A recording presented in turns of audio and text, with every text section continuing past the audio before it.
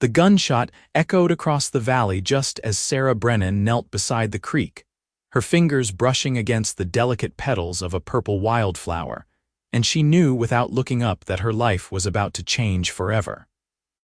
She had been picking flowers for nearly an hour now, filling the wicker basket her mother had woven years ago, back when times were simpler, and the ranch her father built still thrived. The morning sun climbed higher over the Montana Territory hills, casting long shadows across the water that sparkled like scattered diamonds. It was June of 1878, and the world felt both vast and suffocating all at once. Sarah had needed this escape, this moment of peace away from the ranch house where her father lay dying of consumption, where her brother argued daily with the hired hands about money they did not have, where her stepmother's sharp tongue cut deeper than any blade. The creek burbled softly over smooth stones, a melody that had soothed her since childhood. Yellow buttercups grew in wild clusters along the banks, mixed with Indian paintbrush and blue columbine.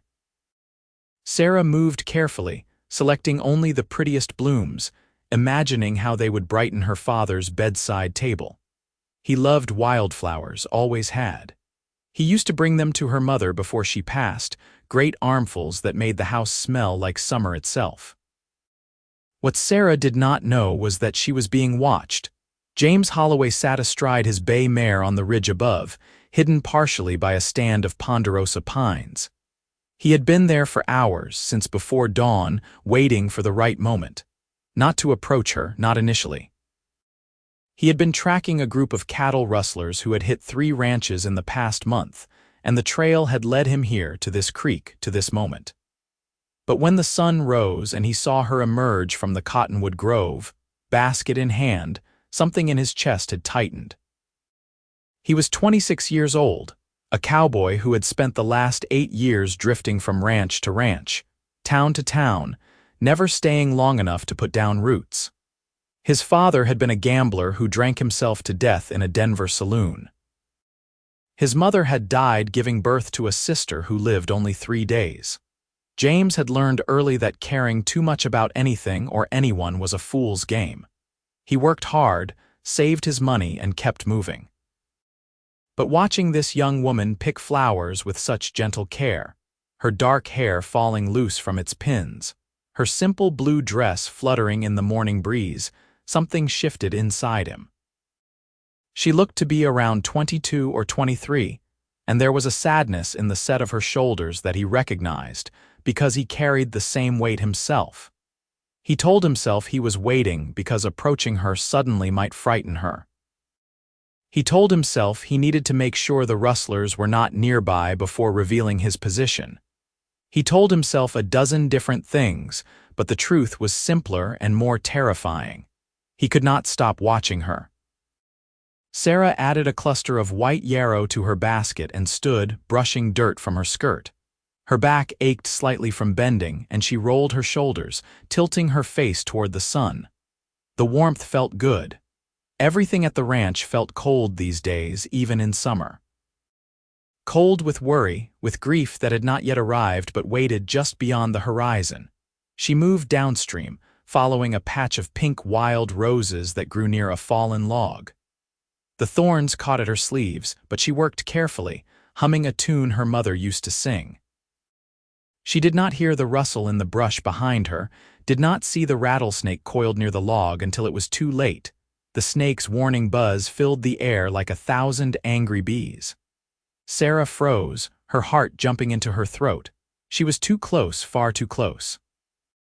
The snake raised its head, tensing to strike, and Sarah knew she could not move fast enough. The gunshot came from above, sharp and clean. The snake's head exploded in a spray of blood and dirt. Sarah screamed and stumbled backward, her basket flying from her hands, flowers scattering across the creek bank. Her foot caught on a root and she went down hard, landing on her backside in the shallow water. James was already moving, urging his horse down the steep slope with the practiced ease of a man who had spent more of his life in the saddle than on foot.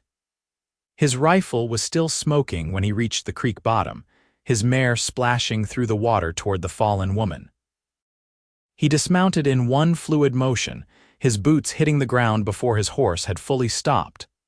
Sarah was sitting in the creek, soaked from the waist down, staring at the dead snake with wide, shocked eyes. She was shaking, her hands gripping the wet stones beneath her. "Are you hurt?" James asked, his voice rougher than he intended. He could see she was not bitten, but shock could be dangerous too. Sarah's head snapped up, and for the first time she looked at him. Her eyes were the color of honey, light brown with flecks of gold, and they were currently filled with fear and confusion. "You shot it," she said, her voice barely above a whisper. "Yes, ma'am, had to." James holstered his rifle and held out his hand. "Can you stand?" She stared at his hand for a long moment, and he saw her taking him in. He knew what she saw. A tall man in dusty work clothes, a week's worth of dark stubble on his jaw, a battered hat pulled low over eyes that were an unusual shade of gray-blue. He wore a gun belt with 2 revolvers, the sign of a man who knew how to use them. He probably looked dangerous, and maybe he was, but not to her. "Who are you?" Sarah asked, not taking his hand yet. "Why were you watching me?" So she had known. James felt a flush of embarrassment creep up his neck. "Name is James Holloway. I'm tracking some rustlers who hit the Morrison Ranch last week. Their trail led here. I've been watching the creek since before dawn, making sure they weren't using it as a meeting spot." It was the truth, mostly. He did not mention the hours he had spent watching her specifically, forgetting about the rustlers entirely as he became mesmerized by the simple grace of her movements. Sarah seemed to consider this, then finally reached up and took his hand. His palm was calloused and warm, his grip strong but careful. He pulled her to her feet easily, and she gasped as cold water streamed down her legs, soaking her boots. "I'm Sarah Brennan," she said, trying to maintain some dignity despite being dripping wet and still shaking. "My family's ranch is about 2 miles north. The Broken Creek Ranch." James nodded. He knew the place, had heard it was struggling. "I know it. Your father is Thomas Brennan." Sarah's expression tightened. "Yes, do you know him?" "Only by reputation. Heard he's a fair man, treats his hands well." James released her hand, suddenly aware he had been holding it longer than necessary. "We should get you out of those wet clothes. I mean, you should get home and change, before you catch a chill." Despite everything, Sarah almost smiled at his obvious discomfort. "Thank you for saving me." "That snake would have bitten me for certain." "You're welcome, Miss Brennan." James retrieved his hat, which had fallen in his hurry to dismount. "Let me help you collect your flowers. They're scattered everywhere now." Sarah looked at the creek bank where her carefully chosen blooms lay strewn across the mud and stones. Some had already been swept away by the current. "Then we'll find more." James began gathering the ones that remained, moving with surprising gentleness for a man with such rough hands. "Who are they for?" Sarah hesitated, then decided there was no harm in the truth. "My father, he's dying. Consumption. The doctor says he has maybe a month, maybe less." The words hung heavy between them. James paused in his gathering, a cluster of blue columbine in his hand. "I'm sorry," he said, and she could hear that he meant it. "So am I." Sarah knelt beside him, ignoring her wet skirts, and began picking up flowers as well. "He built this ranch with his own hands, came out here in 1862 with nothing but a wagon and a dream. My mother died when I was 12, and he raised me and my brother alone until he married again 3 years ago. Now he's dying, and the ranch is falling apart, and I don't know how to fix any of it." She did not know why she was telling this stranger her troubles. Perhaps because he was a stranger, because he had saved her life, because something in his quiet presence made her feel safer than she had felt in months. James set the flowers carefully in the basket he had retrieved from the creek.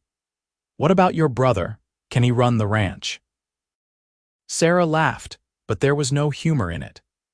"Danny is 19 and thinks he knows everything. He's been making deals with men I don't trust, borrowing money at rates we can't afford. My stepmother encourages him because she wants to sell the ranch the moment my father is gone. She never wanted to be here anyway. And what do you want?" James asked, looking at her directly. The question caught her off guard. No one had asked her that in longer than she could remember. I want my father to live. I want the ranch to survive. I want things to be like they were before, when everything made sense. Things rarely make sense, James said quietly, but we do our best anyway. They finished collecting what flowers they could, and James helped Sarah wring out her skirts as much as possible. The sun was fully up now, the morning heat beginning to build. Sarah knew she should get home, that her stepmother would have sharp words about her absence, but she found herself reluctant to leave. Will you be staying in the area? She asked, trying to sound casual. To track those rustlers, I mean. James looked toward the ridge where he had kept his vigil. For a while, I hired on with the Morrison Ranch temporarily, helping them rebuild their herd. I figure the rustlers will come back eventually. They always do. Perhaps you could come by our ranch sometime, Sarah said, surprising herself with her boldness. For supper, I mean. We don't have much, but I'm a decent cook and my father would enjoy meeting you. He doesn't get many visitors anymore. James studied her for a long moment, and Sarah felt heat rise in her cheeks that had nothing to do with the sun. There was something in his eyes, something that made her pulse quicken in a way that both frightened and thrilled her. I'd like that, Miss Brennan, he said finally. I'd like that very much. They stood awkwardly for a moment, neither quite ready to part. Finally, James cleared his throat. I should see you home, make sure you get there safely. That's not necessary, Sarah protested, but weakly. It is to me. James mounted his horse and then reached down. Come on, you can ride with me. Your place is on my way back to Morrison's anyway. Sarah knew she should refuse, knew that riding alone with a strange man would give the town gossips plenty to talk about. But her boots squelched with every step, her dress clung uncomfortably to her legs, and the basket was heavier than ever. More than that, she wanted to stay near him just a little longer, this quiet cowboy who had watched her pick flowers and saved her from a rattlesnake. She took his hand and let him pull her up behind him. The horse shifted under the extra weight, but settled quickly. Sarah had to wrap her arms around James's waist to keep her balance, and she felt the solid warmth of him through his shirt, smelled the scent of leather and sage and something uniquely him. They rode in silence for a while, the horse picking its way carefully up the slope and across the grasslands toward the Brennan Ranch. Sarah rested her cheek against James's back, feeling the steady rhythm of his breathing, the rise and fall of his shoulders. It felt natural, comfortable in a way that made no sense given that they had just met. How long have you been a cowboy? She asked finally, needing to break the silence. Since I was 18. Worked my first cattle drive from Texas to Kansas. Nearly died 3 times, got thrown from my horse more times than I could count and swore I'd never do it again. He paused. Signed up for the next drive 2 weeks later. Sarah smiled against his back. What makes you keep doing it? Freedom, I suppose. The open range, the sky, being able to move on when things get complicated. No ties, no expectations, just the work and the road. That sounds lonely, Sarah said softly. James was quiet for a long moment. It is, he admitted finally, but lonely is safe. Sarah understood that more than he knew. She had built her own walls over the years, protecting herself from the pain of loss, from the disappointment of watching her father's dream crumble, from the coldness of a stepmother who saw her as nothing more than free labor. It was easier to stay closed off, to expect nothing, to feel nothing. But this morning, something had cracked in those walls. This stranger had been watching her in the quiet hours of dawn, not with any ill intent, but with something that felt almost like reverence. He had saved her life without hesitation, had listened to her troubles without judgment, had asked what she wanted as if her desires mattered. The Brennan Ranch came into view over the next rise. It was smaller than it used to be, several of the outer buildings in disrepair, fences sagging. But the main house still stood solid, its log walls weathered but strong. Smoke rose from the chimney, and Sarah could see horses in the corral, a few chickens pecking in the yard. James reined in his horse at the edge of the property. I shouldn't get any closer. Don't want to cause you trouble with your family." Sarah slid down from the horse, her legs unsteady after the ride.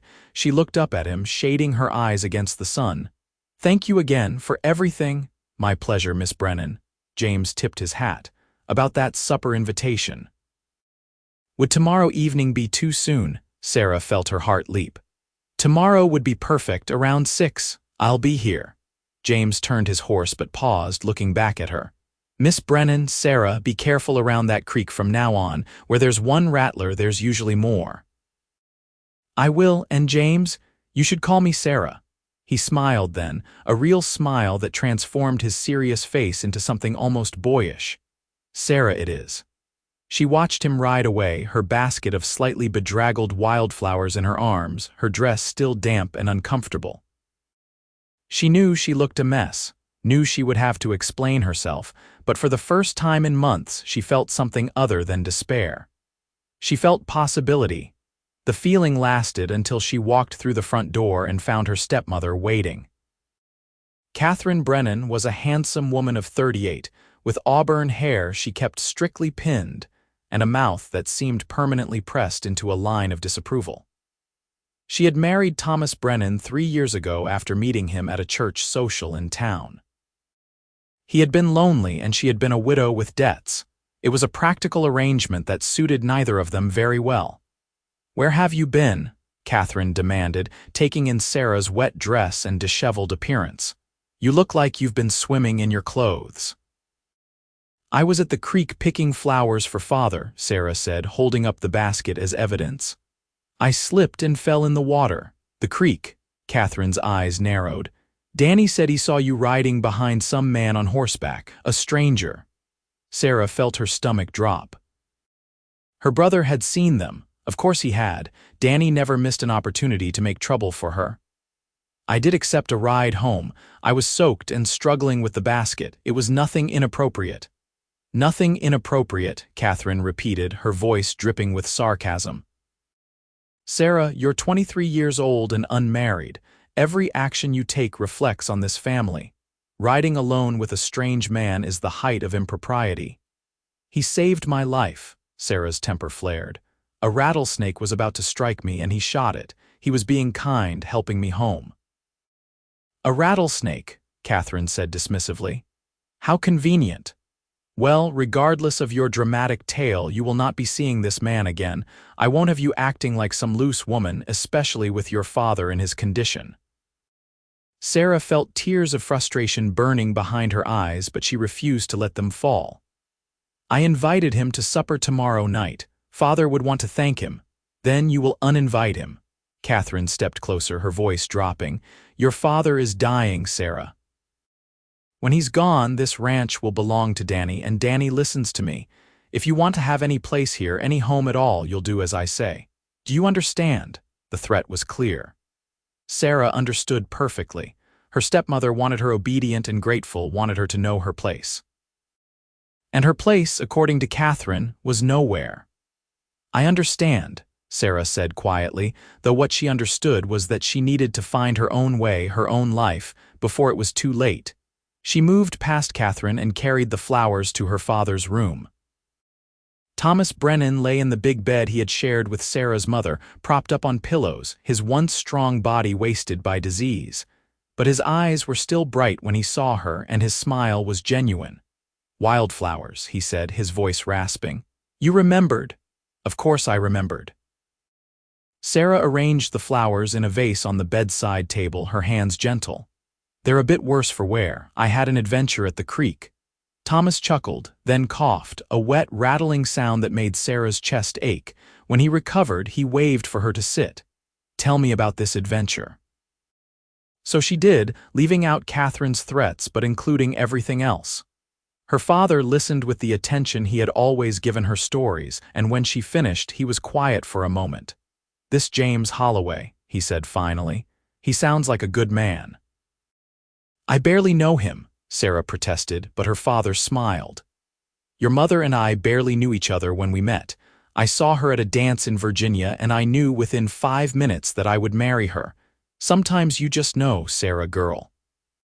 Sometimes your heart recognizes what your mind hasn't figured out yet."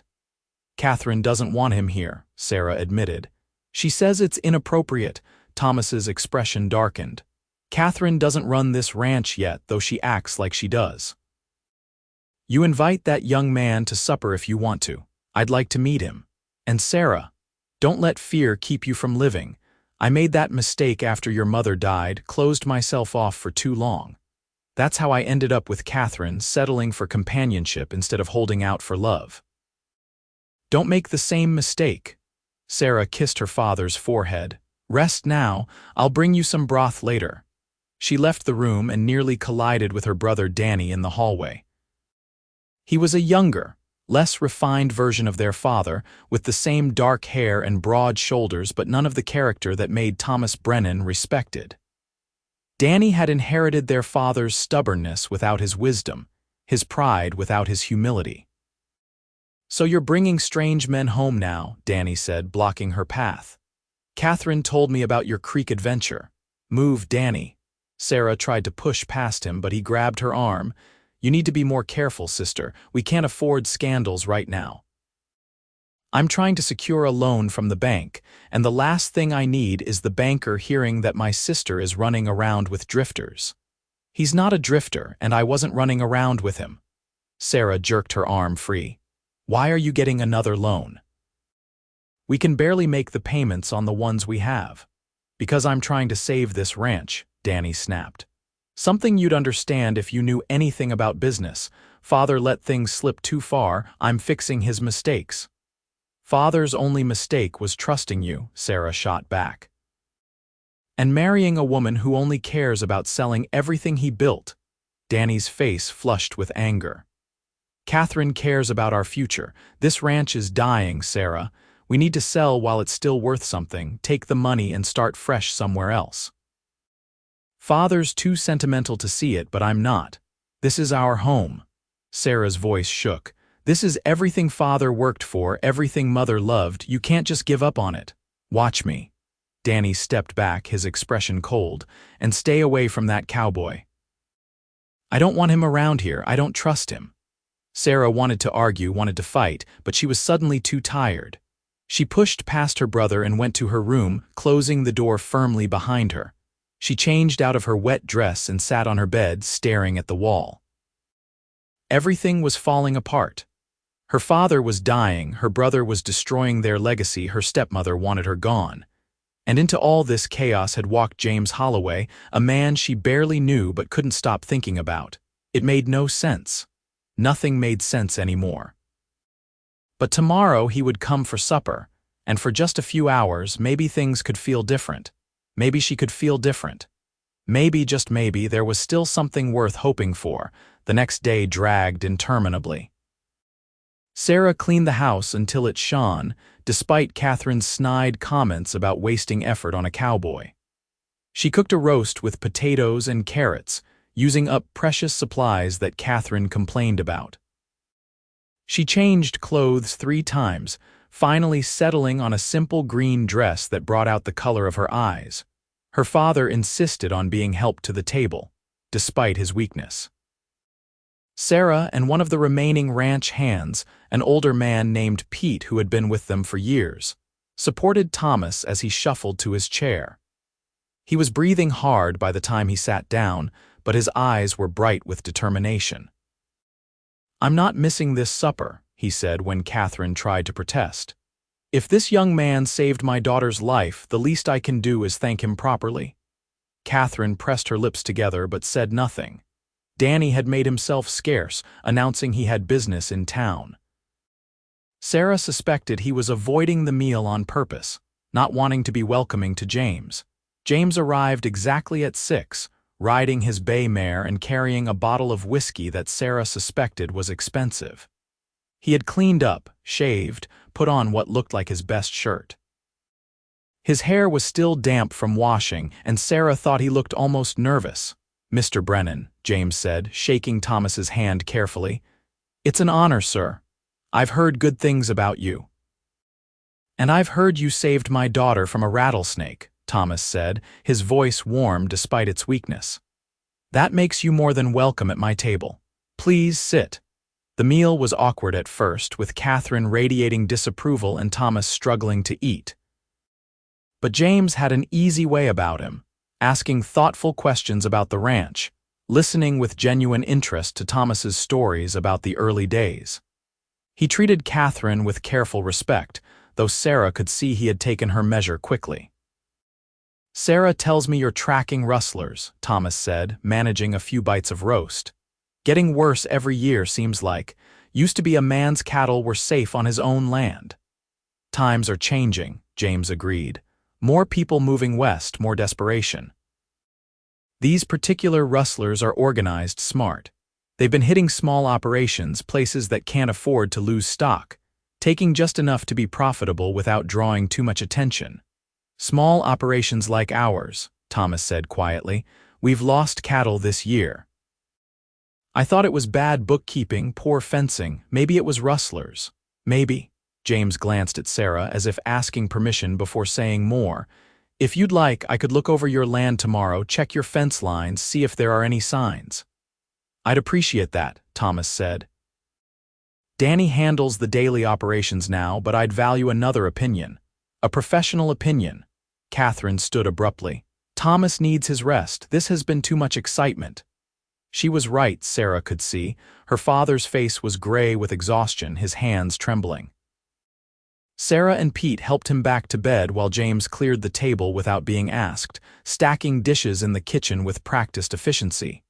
When Sarah returned, she found James at the window, looking out over the darkening ranch yard. "I should go," he said. "I've overstayed my welcome." "You haven't," Sarah said quickly. "Catherine is just protective of my father." "Catherine wants this ranch sold and you married off somewhere far away," James said bluntly. He turned to face her. "I've only known you a day, Sarah, but I can see how things stand here. Your father is dying, your brother is in over his head, and your stepmother sees you as an obstacle. You need to be careful." "I know," Sarah whispered. "I've known for a while, but where would I go? What would I do? Women don't have many options out here." James crossed the room to stand in front of her. They were close, closer than was proper, and Sarah could see the concern in his gray-blue eyes. "You could leave, find work in town or in one of the bigger cities. You're smart, capable, you could make your own way." "Could I?" Sarah looked up at him. "Or would I just be trading one form of dependence for another, working as a seamstress or a governess, always at someone else's mercy, always alone?" "Alone isn't always bad," James said, but his voice lacked conviction. "You don't believe that," Sarah said softly. "If you did, you wouldn't have watched me pick flowers for hours yesterday. You wouldn't have come to supper tonight. You wouldn't be standing here now, looking at me like I'm something precious." James drew in a sharp breath. "Sarah, I'm not the kind of man you should be setting your hopes on. I'm a drifter, a hired gun. I own what I can carry on my horse and nothing more. I've never stayed anywhere longer than a season, never wanted to. I can't offer you anything." "I'm not asking you to offer me anything," Sarah said, though her heart was pounding so hard she could barely hear her own words. "I'm just asking you to be honest. Why did you watch me yesterday? Why did you really come here tonight?" James was quiet for a long moment, and Sarah watched the emotions play across his face, the internal struggle of a man who had built his life around not caring, not connecting. Finally, he reached up and gently touched her cheek, his calloused fingers impossibly tender. "Because I couldn't stop myself," he admitted. "Because I saw you picking those flowers with such care, such grace, and something in me just broke open. Because in 26 years, I've never felt anything like what I felt watching you, and because I'm terrified of what that means." Sarah leaned into his touch, her eyes filling with tears. "I'm terrified too. Everything is falling apart and I barely know you, but when I'm with you, I feel like maybe I could survive it all, like maybe there's something beyond all this pain and loss." "Sarah." James's voice was rough with emotion. "I need you to understand. I don't know how to stay. I don't know how to be what you need. All I know is horses and cattle and the trail. I've never had a home, never wanted one. Until now, until you." The last two words hung in the air between them, a confession and a question all at once. Sarah reached up and covered his hand with hers, pressing it against her cheek. "Then maybe we figure it out together," she whispered. "Maybe we're both done being alone." James bent his head slowly, giving her every chance to pull away. But Sarah didn't want to pull away. She tilted her face up, and when his lips met hers, it felt like coming home and setting out on an adventure all at once. The kiss was gentle at first, tentative, and then deeper, full of all the loneliness and longing they had both carried for so long. When they finally parted, both breathing hard, James rested his forehead against hers. "This is crazy," he murmured. "We met yesterday, I know." Sarah couldn't stop smiling, even as tears slipped down her cheeks. "My father said something yesterday. He said that sometimes your heart recognizes what your mind hasn't figured out yet. Your father is a wise man." James kissed her again, soft and sweet. "I should go before Catherine comes back and shoots me," Sarah laughed, the sound surprising them both. When was the last time she had laughed like that, with pure joy? "Come back tomorrow, check the fence lines like you offered, stay for supper again." "I'll be here at first light," James promised. "And Sarah, whatever happens with the ranch, with your father, with everything else, I'm not going anywhere, not anymore, not without you." He kissed her once more, then forced himself to step away and head for the door. Sarah followed him outside, watching as he mounted his horse. The night was clear, stars scattered across the sky like spilled sugar. "Be safe," she called as he turned his horse toward the road. "Always am," he called back. "You too, and Sarah, keep those wildflowers close, they're lucky." She watched until he disappeared into the darkness, then went inside, her lips still tingling, her heart fuller than it had been in years. The house was quiet, Catherine having gone to bed, her father sleeping. Sarah checked on Thomas, adjusting his blankets, and was surprised when his eyes opened. "He's a good man," Thomas whispered. "I can see it in how he looks at you, like you're the answer to a question he didn't know he was asking. Father, it's so fast, too fast, I barely know him." "Time doesn't matter when it's right," Thomas said. "Your mother and I knew." "You and James will know too. Just promise me something, Sarah girl. Promise me you'll fight for your happiness. Don't let fear or duty or what other people think stop you from living. Life's too short and love is too rare." "I promise," Sarah whispered, kissing his forehead. "Now rest." "I'll be here." But as she lay in her own bed that night, unable to sleep, Sarah wondered how she could keep that promise. Her father was dying, the ranch was failing, her brother and stepmother wanted her gone. And James, for all his promises, was a man who had spent his adult life running from exactly the kind of commitment they were both suddenly contemplating. Still, when she closed her eyes, she could feel his kiss, could hear his words. "Until now. Until you, maybe it was enough. Maybe it had to be." James returned at dawn, as promised, and Sarah met him in the yard with coffee and biscuits.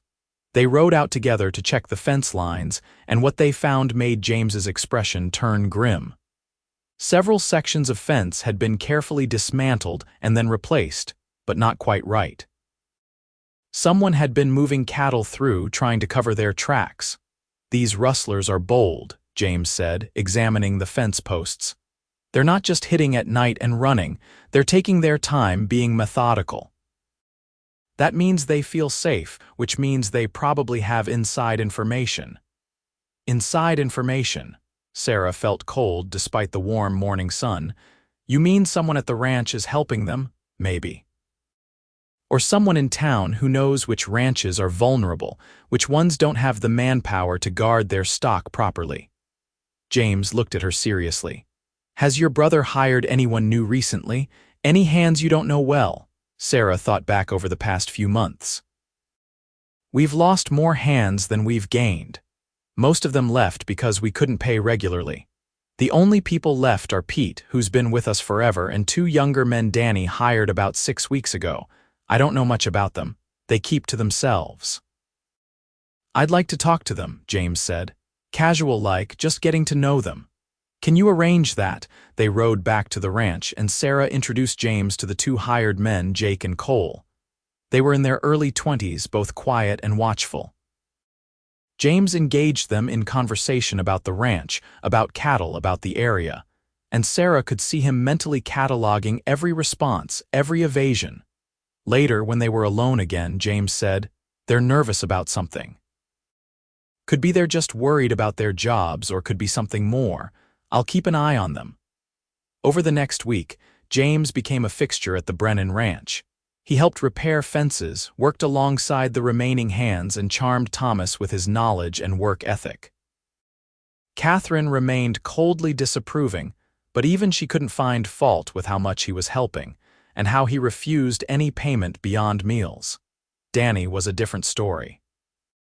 Sarah's brother returned from town 3 days after James's first visit, and his reaction to the Cowboy's continued presence was immediate and hostile. "What's he still doing here?" Danny demanded, cornering Sarah in the barn. "I thought you were just thanking him for saving you, not hiring him on." "He's helping us, Danny. He's found evidence of rustlers on our land. We've been losing cattle, and he's trying to figure out who's behind it." "We don't need his help," Danny snapped. "We have our own men for that. We have 3 men total, counting Pete, and 2 of them are strangers you hired. We need all the help we can get. What we need is for you to stop mooning over this drifter like a schoolgirl," Danny said cruelly. "It's embarrassing. He's using you, Sarah. Can't you see that? He's probably the one behind the rustling, setting himself up as the hero while he steals us blind." The accusation was so outlandish that Sarah actually laughed. "That's ridiculous. James has been helping the Morrison ranch too. Why would he work so hard to catch rustlers if he was one himself? I don't know, but I don't trust him, and I don't trust you around him. You're thinking with your heart instead of your head, and it's going to cause trouble." Danny stormed off, leaving Sarah shaking with anger and something close to fear. Her brother was getting more erratic, more desperate. She had seen the papers on his desk, the loans at impossible interest rates, the deals with men whose names she didn't recognize. He was drowning, and he was trying to drag the whole ranch down with him.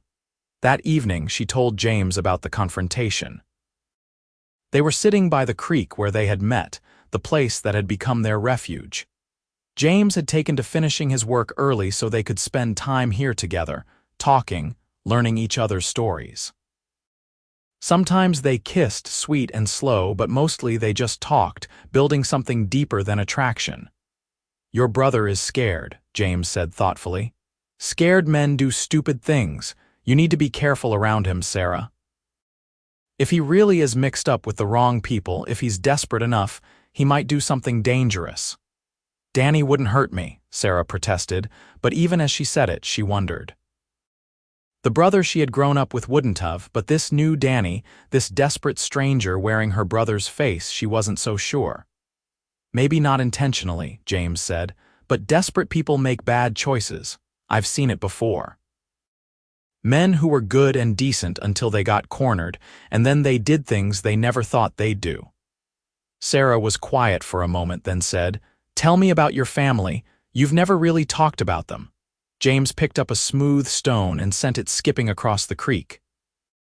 "Not much to tell. My father was a drunk and a gambler. He loved cards more than he loved my mother or me. My mother died when I was 6, along with my baby sister.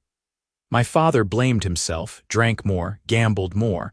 By the time I was 10, we'd lost everything. He died in a saloon fight when I was 12. I was on my own after that." 12, Sarah breathed. "James, you were a child." "I grew up fast, worked on ranches, did whatever jobs I could find, learned to ride, to rope, to shoot, made myself useful so people would keep me around. But I never let myself care too much, never let myself need anything or anyone. It was safer that way." Sarah reached for his hand, lacing her fingers through his. "And now I'm terrified," he admitted, "because I care so much it actually hurts. I wake up thinking about you. I go to sleep thinking about you. When I'm working, I'm counting the hours until I can see you again. I've never felt like this, Sarah. I don't know what to do with it." "You don't have to do anything with it," Sarah said gently. "You just have to feel it. We both do." James pulled her close, wrapping his arms around her. Sarah rested her head on his chest, listening to the steady beat of his heart. They stayed like that as the sun set, painting the sky in shades of orange and gold, and Sarah thought that even if everything else fell apart, she would have this moment, this perfect peace. But peace never lasted long. 2 days later, Thomas Brennan took a turn for the worse. Sarah sat by his bedside through the night, holding his hand as he struggled to breathe. James waited in the next room, keeping vigil with her even though he wasn't family, wasn't anything official. Just a man who loved a woman and wanted to support her through the hardest time of her life. In the early morning hours, Thomas opened his eyes and seemed to see clearly for the first time in days. "Sarah, girl," he whispered, "come close." She leaned in, tears streaming down her face. "I'm here, Father, I'm here." "Don't let them take the ranch," Thomas said, his voice barely audible. "It belongs to you as much as Danny. I'm leaving you half of everything. Papers are with the lawyer in town. Don't let Catherine and Danny push you out. This is your home." "Father, don't talk like that. You're going to get better." But Thomas shook his head slightly. "We both know better. I've made my peace with it. What I need now is for you to make yours. That young man out there, James, he loves you. I can see it every time he looks at you. And you love him. Don't waste time, Sarah. Life's too precious. Marry him, build a life together, be happy. That's all I ever wanted for you." "I will," Sarah promised through her sobs. "I will, Father, I promise." Thomas smiled, his eyes drifting closed. "Good girl, you always were my best creation, better than any ranch, any cattle. You're what I'm proudest of. Remember that." He slipped away as the sun rose peacefully, with Sarah holding his hand, and James's presence in the next room a silent comfort. When it was over, when Sarah finally emerged from the room with red eyes and a breaking heart, James simply opened his arms and let her fall into them, holding her as she wept. The funeral was 3 days later. Half the county came, testament to Thomas Brennan's character and reputation. Sarah stood dry-eyed through the service, all her tears cried out in private. James stood beside her, a steady presence, and she drew strength from him even as she felt her world crumbling. After the burial, the lawyer read the will. Thomas had indeed left half the ranch to Sarah and half to Danny, with the stipulation that major decisions had to be agreed upon by both of them. Catherine received a cash settlement and the right to live in the house for 1 year if she chose, but no ownership stake. Danny's face went purple with rage. "Half to her. She doesn't know anything about running a ranch." "Your father's wishes were clear," the lawyer said firmly. "The ranch is to be jointly owned and operated by both of you." "Then I invoke my right as half-owner to sell," Danny said immediately. "I've already got a buyer lined up. We can split the money and both start fresh somewhere else." "No," Sarah said, her voice quiet but firm. "I won't agree to sell. This is our home, Danny. Father built it. Mother loved it. I won't let you throw it away." "You can't stop me," Danny snarled. "I'll find a way. I'll take you to court. I'll prove you're incompetent to run a ranch. I'll do whatever it takes." "Then you'll have a fight on your hands," Sarah said, surprising herself with her own strength. "Because I'm not giving up without one." The confrontation set the tone for the weeks that followed. Danny moved out of the ranch house and into the bunkhouse, refusing to speak to Sarah except through Catherine, who stayed on primarily to make Sarah's life difficult. The ranch hands were caught in the middle, not knowing who to take orders from. James, meanwhile, had been putting together pieces of a puzzle that was starting to make terrible sense. The rustlers' pattern of hits, the timing of Danny's loans, the way the younger hands Jake and Cole always seemed to be somewhere else when cattle went missing. He had suspicions, but he needed proof. He got it one night when he followed Jake and Cole away from the ranch.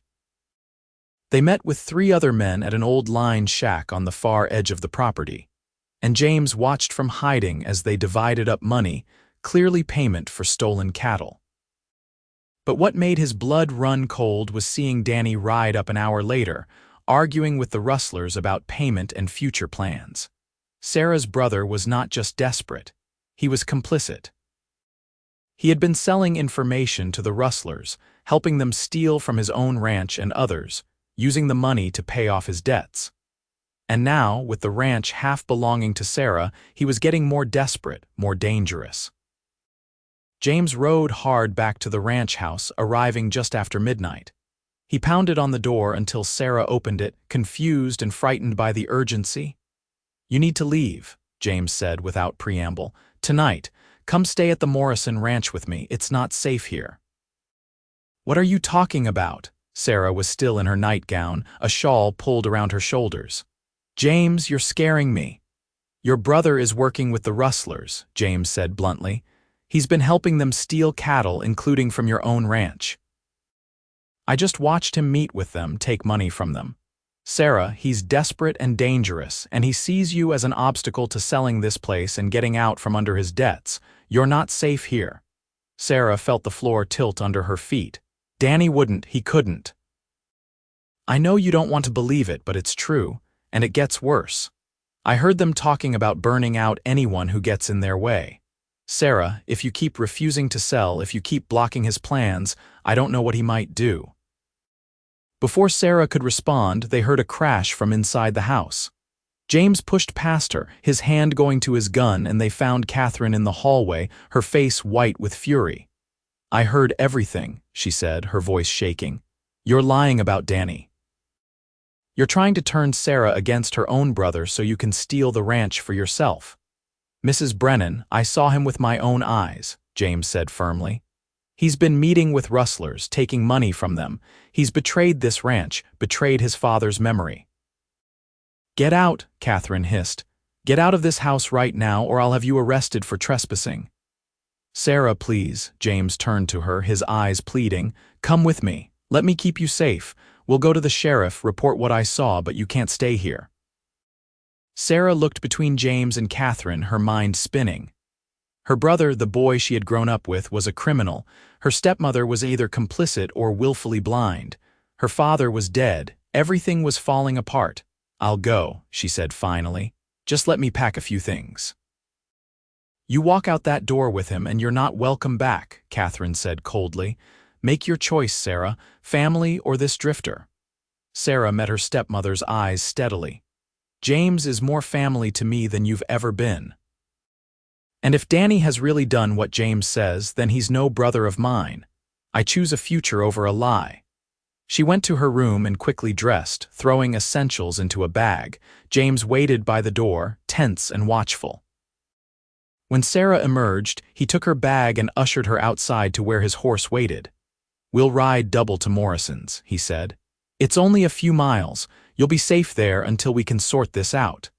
They had just mounted when Danny appeared from the barn, a rifle in his hands. "Where do you think you're going, sister?" "Away from you," Sarah said, her voice steadier than she felt. "James told me everything. How could you, Danny? How could you betray father like this?" "Father was weak," Danny spat. "He let sentiment ruin a good opportunity. This land is worth more sold than worked. I was trying to save us, to make something of ourselves instead of slowly dying out here. By stealing, by working with criminals." Sarah felt tears on her cheeks but ignored them. "You've become someone I don't even recognize. And you've become a fool, throwing yourself at the first man who shows you attention. He's using you, Sarah. Can't you see that? He probably wants the ranch for himself. If I wanted the ranch, I'd just let you burn it down and buy it cheap from whoever forecloses," James said coldly. "I'm here because I love your sister and because I'm trying to keep her safe from you." Danny raised the rifle, pointing it at James. "Get off my property and leave my sister here. Not a chance." James's hand hovered near his gun. "Put down the rifle, Danny. Don't make this worse than it already is." For a long, terrible moment, Sarah thought her brother might actually shoot. His finger tightened on the trigger, his face twisted with rage and desperation. Then Catherine's voice rang out from the porch. "Danny, let them go. They're not worth it. Let them run to town. Let them tell their tales. No one will believe a drifter over you." Danny slowly lowered the rifle, and Sarah felt James relax slightly behind her. They turned the horse and rode away from the ranch, leaving behind the only home Sarah had ever known. She didn't look back, afraid if she did, she might change her mind, might try to fix something that was beyond repair. The Morrison Ranch welcomed them with kindness. Mrs. Morrison, a sturdy woman in her 50s, took one look at Sarah's tear-stained face and immediately prepared a room for her. Mr. Morrison listened to James's report with a grim expression, then sent one of his hands to fetch the sheriff. Sheriff Tom Crawford arrived at dawn, a weathered man in his 60s who had been keeping the peace in the territory for 20 years. He listened to James's account, asked pointed questions, and finally nodded. "I'll ride out to the Brennan place, have a talk with Danny and those hands of his. If what you're saying is true, there'll be consequences." "Be careful," James warned. "They're desperate, and desperate men are dangerous." The sheriff left, taking 2 deputies with him. Sarah sat in the Morrison kitchen, drinking coffee she couldn't taste, waiting. James sat beside her, holding her hand, his presence the only thing keeping her from falling completely apart. When the sheriff returned hours later, his expression was grave. "Found your brother and those 2 hands trying to load cattle for transport. When we approached, they ran. We caught Jake and Cole, but Danny got away. He's on the run now, probably heading for the border." Sarah closed her eyes, feeling the last threads of her old life snap. Her brother was gone, fled like the criminal he had become. The ranch she had fought to save was tainted now, associated with theft and betrayal. "What happens now?" she asked quietly. "I've got warrants out for Danny's arrest," the sheriff said. "As for the ranch, that's between you and the lawyers. You still own half of it, technically, but running it alone will be hard." "She won't be alone," James said firmly. "I'll help her. We'll rebuild it together." The sheriff looked between them, a small smile playing at his lips. "That's so? Well then, congratulations are probably in order," Sarah blinked. "Congratulations on your upcoming marriage," the sheriff said. "Because if you 2 are going to be running that ranch together and living under the same roof, you'd better be married. Small towns have long memories and sharp tongues, and I'd hate to see Miss Brennan's reputation suffer more than it already has." James turned to Sarah, his gray-blue eyes serious. "He's right. Sarah, I know this isn't romantic, I know it's not what you probably imagined, but will you marry me? Not because we have to, but because I love you and I want to spend every day of the rest of my life with you. Because you make me want to stay in one place, put down roots, build something lasting. Because you're the home I never had." Sarah felt fresh tears spill over, but these were different. These were tears of hope, of possibility, of something that felt almost like joy despite everything. "Yes," she whispered. "Yes, I'll marry you, because I love you too, because you make me feel brave enough to face anything, because even in the middle of all this chaos, you're the one thing that makes sense." James pulled her into his arms, kissing her deeply, and the Morrisons and the sheriff politely looked away, smiling. They were married 3 days later in the small church in town, with the Morrisons as witnesses and a handful of townspeople in attendance. Sarah wore a simple blue dress, and James wore his cleanest shirt and a borrowed jacket. The ceremony was brief, but when James slipped a plain gold band onto Sarah's finger and promised to love and cherish her for the rest of his days, she believed him with her whole heart.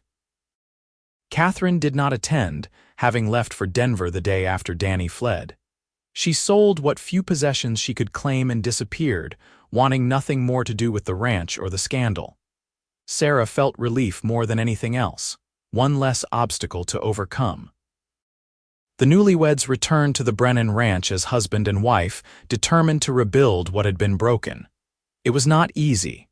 The ranch had debts, missing cattle, and a reputation for trouble. But James worked harder than any 3 men combined, and Sarah proved to have her father's head for business and her mother's strength of character. They hired new hands, men James knew and trusted. They repaired fences, rounded up stray cattle, negotiated with creditors. Slowly, painfully, the ranch began to recover. And through it all, James and Sarah built their marriage on a foundation of mutual respect, deep love, and the kind of partnership that made them stronger together than either could be alone. At night, in the bed they shared in the room that had been her father's, James would hold Sarah close and tell her stories of the trail, of the places he had been, the things he had seen. And Sarah would share her dreams for the ranch, for their future, for the children she hoped they would have. "What do you think your father would say if he could see us now?" James asked one night, running his fingers through Sarah's long hair. Sarah smiled in the darkness. "I think he would say he was right, that sometimes your heart knows before your mind does. That love is worth fighting for, worth staying for, worth building a life around. He was a wise man, your father." James kissed her forehead. "I wish I could have known him longer." "He would have loved you," Sarah said with certainty. "He would have loved how hard you work, how you treat me, how you've honored his legacy by fighting to save this place." James was quiet for a moment, then said, "I want to rename it, the ranch. If that's all right with you, I want to call it the Wildflower Ranch." Sarah sat up, looking at him in the moonlight streaming through the window. "Why wildflowers?" "Because that's where our story started," James said simply. "With you picking wildflowers by the creek, with me watching you and knowing somehow that my life was about to change. Because wildflowers are beautiful and tough, growing wherever they're planted, surviving drought and storm and harsh conditions. Like you, like us." Sarah felt tears prick her eyes again, but they were happy tears. "The Wildflower Ranch," she repeated. "I love it." They made it official the next week, registering the new name with the county. The townspeople thought it was romantic, a fresh start for a property that had seen too much trouble. The new hands liked it too, felt like they were part of something being reborn rather than just patched together. As summer turned to fall, the ranch began to truly thrive. Cattle fattened on good grass, the herd growing with new calves. The debts were being paid down steadily. James proved to be not just a skilled cowboy but a natural leader, and the hands respected him. Sarah handled the books, the planning, the negotiations with buyers, and proved herself as capable as any man. But the best news came in late October when Sarah realized she had missed her monthly courses. She waited another month to be sure, then told James on a cold November evening as they sat by the fire. "I'm going to have a baby," she said, her voice trembling with excitement and fear. "We're going to have a baby." James's face went through a dozen emotions in as many seconds: shock, joy, terror, wonder. Then he pulled her into his arms, holding her so tightly she could barely breathe. "A baby," he whispered. "Sarah, we're going to have a baby." They laughed and cried together, making plans, imagining the future. James immediately became overprotective, not wanting Sarah to lift anything heavy, to work too hard, to take any risks. Sarah found it endearing and exasperating in equal measure. "Women have been having babies since the beginning of time," she reminded him. "I'm not made of glass. You're precious cargo now," James insisted. "You're carrying our child, our future. I won't take chances with that." Through the winter, Sarah's belly grew, and with it their joy. James built a cradle by hand, carving intricate patterns into the wood. Sarah sewed tiny clothes, made blankets, prepared the small room next to theirs as a nursery. The ranch hands treated Sarah like fragile treasure, insisting on doing any task that seemed remotely strenuous. In early March, as an early spring thaw began melting the last of the snow, Sarah went into labor. It was long and difficult, and James paced outside the bedroom like a caged animal, listening to her cries and feeling helpless. Mrs. Morrison had come to help along with the town midwife, and they assured him everything was normal, but he had never felt so terrified in his life. Finally, after nearly 20 hours, he heard a different sound: the thin, angry wail of a newborn baby. Mrs. Morrison emerged, smiling broadly. "It's a boy, James, a healthy, strong boy, and Sarah did wonderfully. She's asking for you." James rushed into the room and found Sarah propped up in bed, exhausted but radiant, holding a tiny bundle wrapped in a blue blanket. She looked up as he entered, her face glowing with love and pride. "Meet your son," she said softly. James approached slowly, almost reverently. The baby was tiny, red-faced, with a shock of dark hair and eyes that were still unfocused. He was perfect. James sat carefully on the edge of the bed, reaching out to touch one impossibly small hand. The baby's fingers curled around his thumb with surprising strength. "He's beautiful," James said, his voice choked with emotion. "He's perfect, Sarah, you're perfect. I can't believe we made this. I can't believe he's ours." "What should we name him?" Sarah asked, watching her husband fall completely in love with their son. James thought for a moment, then said, "Thomas, after your father, if that's all right with you." Sarah's eyes filled with tears. "Thomas Holloway, it's perfect."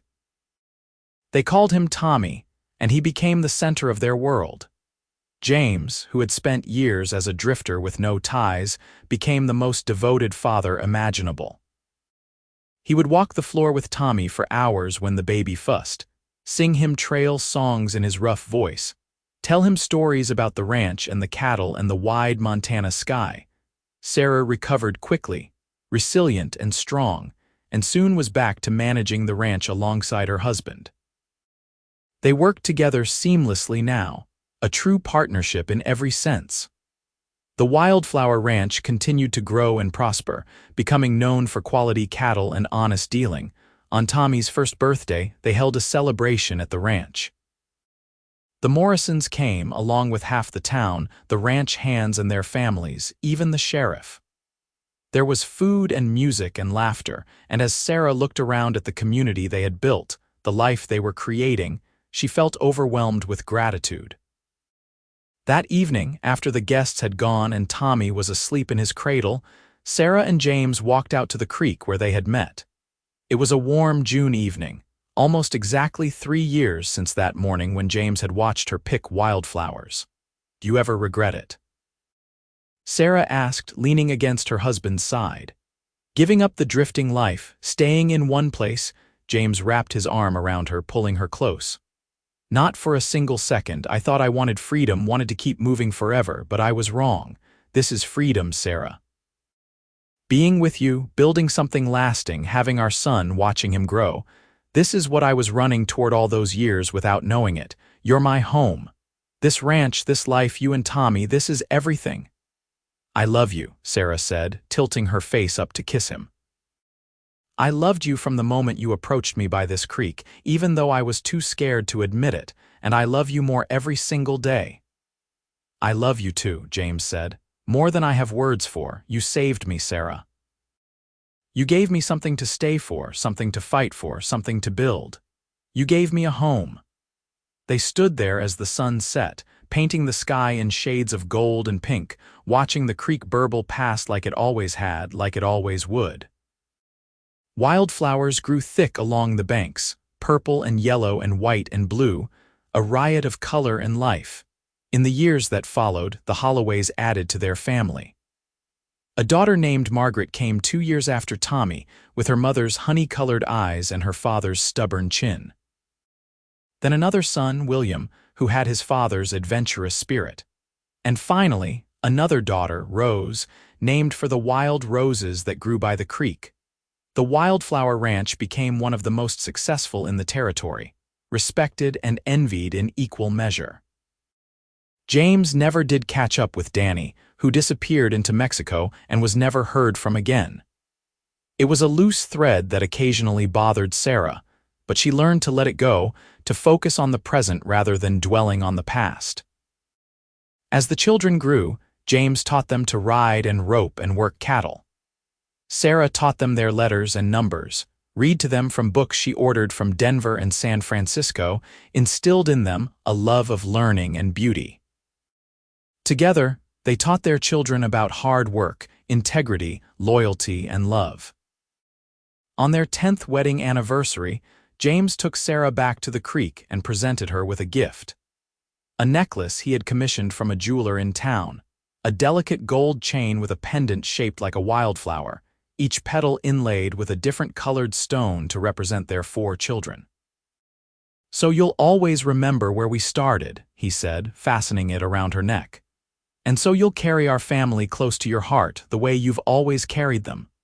Sarah touched the pendant, tears streaming down her face. "James Holloway, you are the most romantic man alive, even if you don't believe it." "I'm only romantic because you inspire it," James said, kissing her softly. "Everything good in me came from you." "That's not true," Sarah protested. You were always good, always honorable. You just needed a reason to show it. They renewed their vows right there by the creek, with only the wildflowers and the burbling water as witnesses, promising each other another 10 years, another 20, another 50 if they were lucky. And they meant every word. As the years passed and the children grew into capable, caring adults, James and Sarah watched with pride as each of them found their own path. Tommy took over the daily operations of the ranch, proving himself as capable as his father. Margaret married a schoolteacher and opened a school in town, educating a new generation. William became a horse trader, traveling the West but always coming home to the Wildflower Ranch. And Rose, the youngest, stayed home longest, helping her parents and learning everything they could teach her about ranching and life. When Sarah turned 50, James threw her a party that the whole county attended. Their children and grandchildren surrounded them, along with friends and neighbors and ranch hands past and present. As Sarah looked around at the life they had built, the family they had created, the legacy they were leaving, she thought back to that frightened girl picking wildflowers by the creek, wondering how she would survive her father's death and her family's betrayal. She had not just survived. She had thrived. She had found love, built a home, raised a family, created something beautiful and lasting from the ashes of loss. And all because a cowboy had watched her pick wildflowers and found the courage to approach her, to offer help, to open his guarded heart. That evening, after the party wound down and the grandchildren were put to bed, Sarah and James sat on the porch of the house they had built together, watching the sun set over their land. James's hair was streaked with gray now, and Sarah's face bore the lines of a life well lived. His hands were still calloused from work, and hers were still capable and strong. "Do you remember what you said to me the night after we met?" Sarah asked, taking his hand. "You said lonely was safe." "I remember," James said. "I was wrong. We were both wrong," Sarah said. "We thought protecting ourselves from pain meant closing ourselves off from love, but the truth is, love is worth the risk of pain. Always." "Always," James agreed. He brought her hand to his lips and kissed it gently. "Thank you for taking that risk with me. Thank you for seeing past the drifter to the man underneath. Thank you for giving me a home, a family, a reason to stay." "Thank you for staying," Sarah said. "Thank you for watching me pick wildflowers all those hours, for having the courage to approach me, for saving me in more ways than you'll ever know. Thank you for loving me." They sat in comfortable silence as the stars began to appear one by one until the sky was full of them. Somewhere in the house, a grandchild laughed. In the barn, horses nickered softly. The creek burbled in the distance, the same sound it had made on that morning 32 years ago when everything changed. James and Sarah Holloway had built something rare and precious.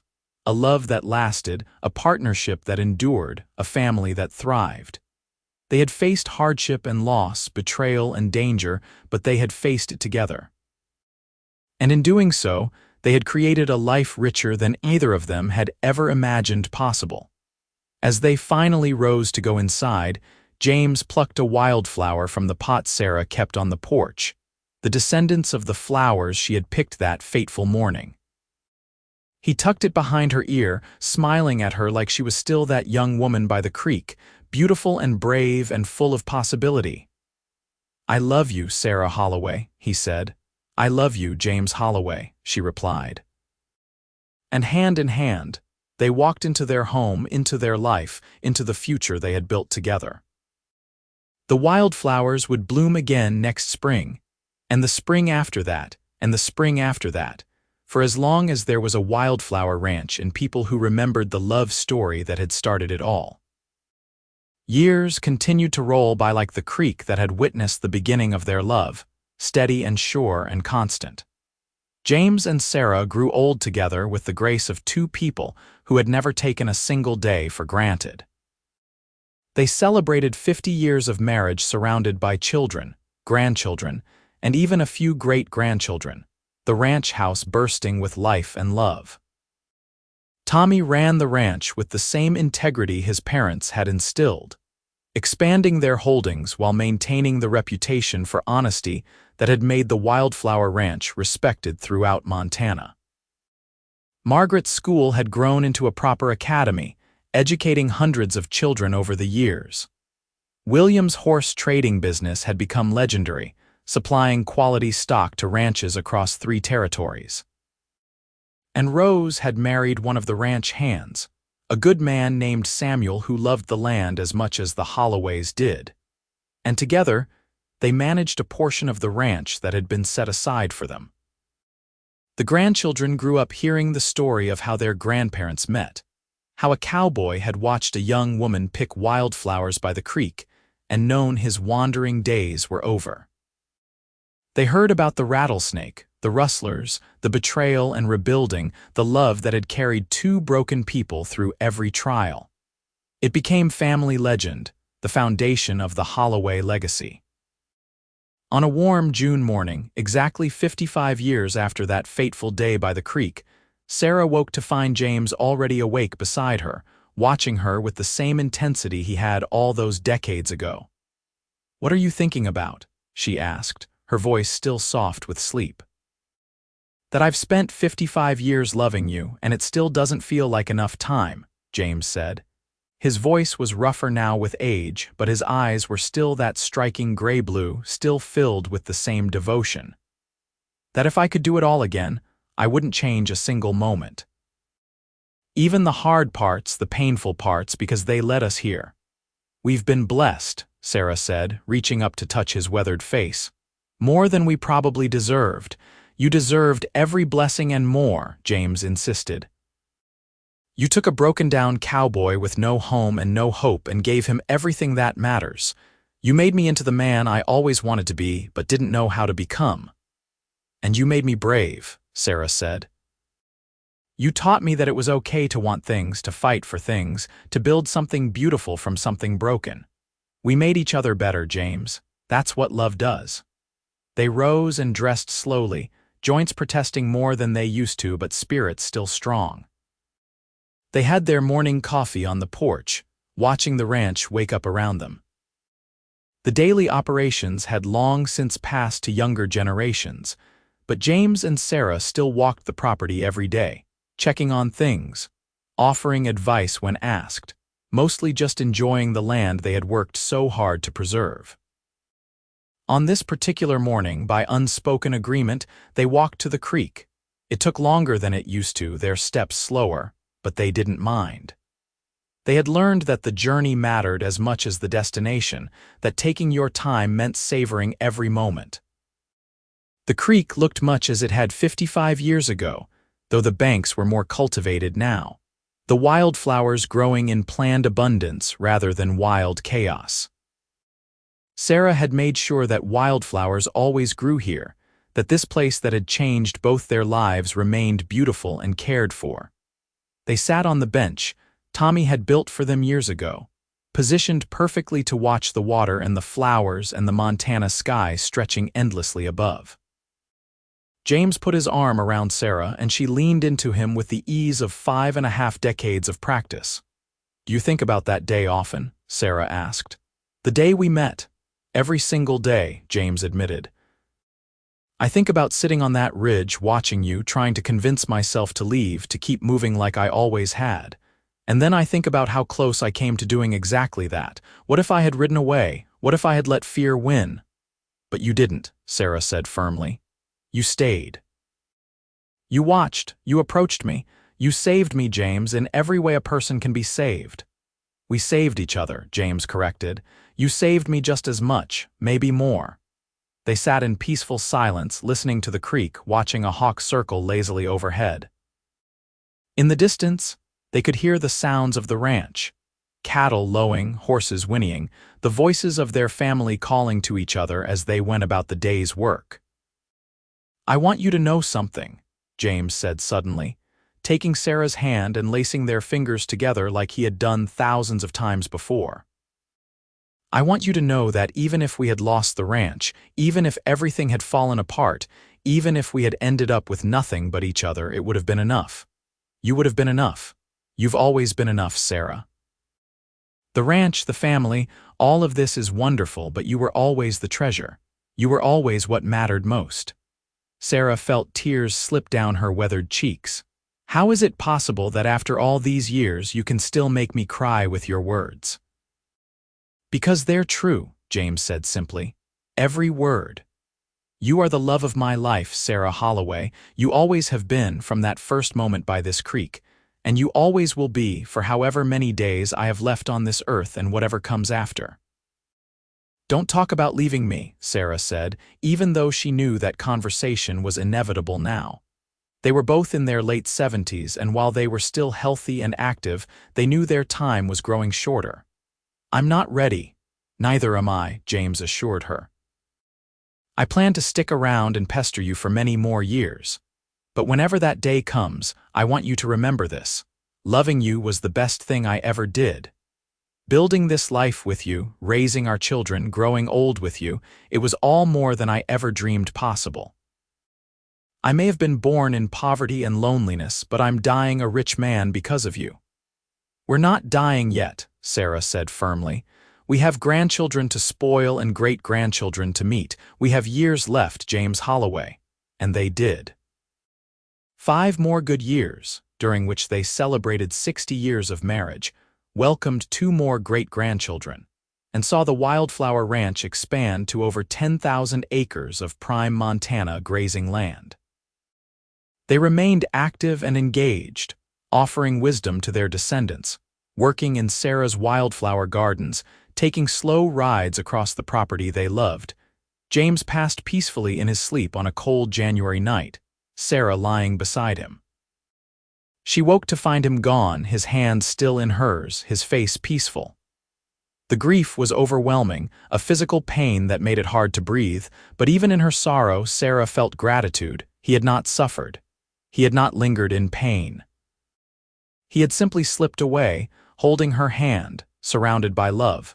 The funeral was attended by hundreds of people whose lives had been touched by James Holloway.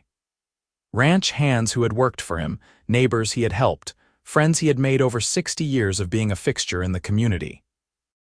They told stories of his integrity, his kindness, his devotion to his family, his skill with horses and cattle. But mostly they talked about his love for Sarah, how everyone who knew them recognized that theirs was the kind of love that came along once in a lifetime if you were lucky. Sarah thought she might not survive losing him. For weeks, she moved through the days mechanically, going through the motions but feeling hollow. Her children worried, taking turns staying with her, making sure she ate and slept. But Sarah felt like half of herself had died with James, like she was just marking time until she could join him. Then one warm spring morning, 2 months after James's death, Sarah woke with a sense of purpose. She rose, dressed carefully, and walked to the creek. The wildflowers were just beginning to bloom, purple and yellow pushing up through the last of the melting snow. She stood where she had stood 57 years ago, picking flowers for her dying father, and she heard James's voice as clearly as if he were standing beside her. "Keep living," the memory said. "Keep loving. Keep tending the wildflowers. I'll be waiting, but not yet. You have more to do, more to see, more to give. Live enough for both of us." Sarah began to cry, but they were healing tears, cleansing tears. She picked wildflowers like she had all those years ago, carefully selecting the prettiest blooms, and she carried them to James's grave. The headstone was simple but elegant. James Holloway, beloved husband, father, grandfather. He found his home and never left. "I'm not ready to join you yet," Sarah said aloud, arranging the flowers at the base of the stone. "I have grandchildren who need me, great-grandchildren to meet, a ranch to help steward, but I'll see you again, my love. I'll see you when it's time, and we'll have forever to watch wildflowers grow together." She lived another 4 years, active and engaged until the very end. She taught her great-grandchildren about wildflowers and love and building things that last. She saw the ranch continue to thrive under Tommy's capable management. She held her first great-great-grandchild, a little girl named Sarah, after her. And when her time finally came, on a bright June morning with wildflowers blooming and the creek bubbling, surrounded by family who loved her. Sarah Holloway closed her eyes and saw James waiting for her, young again, holding out his hand with that same shy smile he'd had when he first approached her by the creek. She took his hand, and together they walked into whatever came next, reunited at last, their love story complete but never ending. They buried her beside James under the cottonwood trees near the creek, where wildflowers grew thick every spring, and the sound of water provided endless peace. The double headstone bore both their names and a simple inscription chosen by their children. She picked wildflowers. He watched and stayed. Together they built forever. The Wildflower Ranch continued to thrive, passed down through generations of Holloways who never forgot the love story that had started it all. Every June, on the anniversary of the day James and Sarah met, the family gathered at the creek for a celebration. They picked wildflowers, told stories, and remembered the cowboy and the young woman who had found each other in the midst of loss and built something beautiful that lasted not just a lifetime but through all the lifetimes that followed. And every spring, without fail, wildflowers bloomed thick along the creek bank. Purple and yellow and white and blue, a riot of color and life, a testament to love that had transformed two broken hearts into something whole and lasting and infinitely precious. The wildflowers remembered even when human memory faded. The creek remembered, still babbling the same song it had sung when James first saw Sarah. The land remembered, holding the legacy of two people who had loved each other with everything they had and built something that would outlast them both. In the end, that was what mattered. Not the struggles or the hardships, not the betrayals or the losses, but the love, the partnership, the family, the home they had created together. James Holloway had spent years drifting, looking for something he couldn't name, until he saw a young woman picking wildflowers by a creek and finally understood what he had been searching for all along. And Sarah Brennan had been drowning in grief and fear until a quiet cowboy saved her life and showed her that even in the darkest times, there was still beauty to be found, still love to be built, still hope for tomorrow. Together, they had taken their broken pieces and created something whole. They had transformed a struggling ranch into a thriving legacy.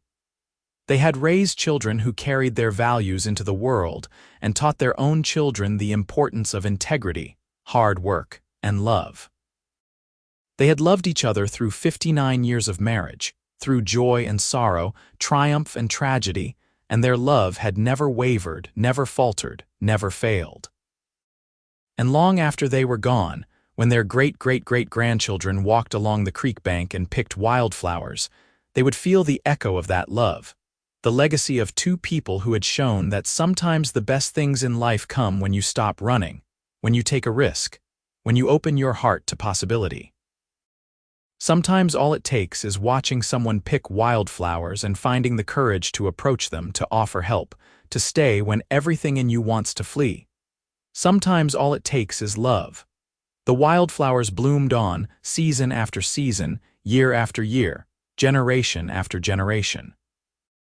And the creek kept singing its endless song, the same melody it had sung when a cowboy watched a young woman and decided to change his life forever.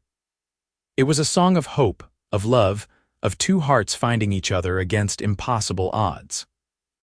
It was the song of the Wildflower Ranch, of the Holloway family, of a legacy that would never die as long as there were wildflowers to bloom and people to remember, and there would always be both. Because that was what love did. It persisted. It endured. It bloomed again and again and again, bringing beauty to the world, transforming the ordinary into the extraordinary, making everything possible, just like wildflowers. Just like the love between a cowboy and a young woman by a creek in Montana in the summer of 1878, when the West was still wild and anything could happen, and two lonely hearts found each other and held on and never let go. That was the real magic of their story.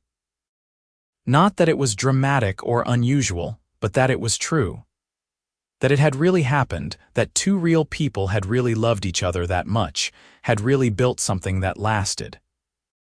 That their love had been strong enough to weather every storm, to overcome every obstacle, to create a family and a legacy that rippled outward like rings in water, touching countless lives. And so the story ended where it began, with wildflowers by a creek, with love blooming unexpected and beautiful, with two people who found each other exactly when they needed to and held on tight and never let go. It was a story written in every wildflower that bloomed on the ranch, in every ripple of the creek, in every generation of Holloways who carried forward the legacy of integrity and love their ancestors had established. It was the story of the Wildflower Ranch. It was the story of James and Sarah. It was a love story, pure and simple, the kind that reminded everyone who heard it that love was worth fighting for, worth staying for, worth building a life around. The kind of love that changed everything and made anything possible. The kind of love that lasted forever, written in wildflowers and water and the very ground beneath their feet. And it all started with a cowboy watching a young woman pick wildflowers, gathering the courage to approach her and choosing to stay. Everything else flowed from that one moment, that one choice, that one risk, and it had been worth it. Every moment, every challenge, every joy, every sorrow, it had all been worth it because they had faced it together. That was the final truth of their story, the lesson that echoed through generations. Together was always better than alone. Love was always worth the risk.